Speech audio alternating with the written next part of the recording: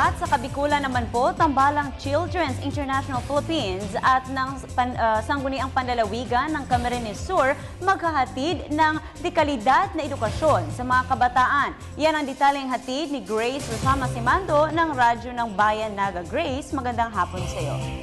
Magandang hapon, Princess. Mas matatalino at edukadong kabataan ang susunod na henerasyon ng Camarines Sur.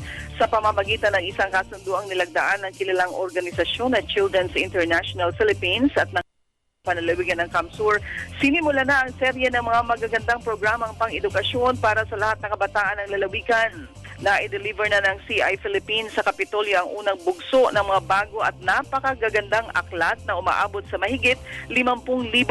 Ang mga ito ay ibabahagi sa lahat ng mga paaralan at mga municipal libraries ng lalawigan. Nagkakahalagang $20,000 na mga brand new books mula sa Kansas City, Missouri, USA ang kakatapos lang na idiskarga sakay ng isang malaking container van at ito ay naka-assign na sa lahat ng mga paaralan at public municipal libraries ng Camarines Sur. Ang serye ng mga programang pang-edukasyong ito ay mula sa Children's International Fund at bunga naman ito ng inisyatibo at pagpupursige ni Provincial Board Member Badong Simando at Governor Mix Villaferte upang matupad ang mga pang-edukasyong plano para sa mga kabataan. Grace Rosama Simando, Radyo ng Bayan Naga para sa Telebisyon ng Bayan. Maraming salamat sa iyo, Grace.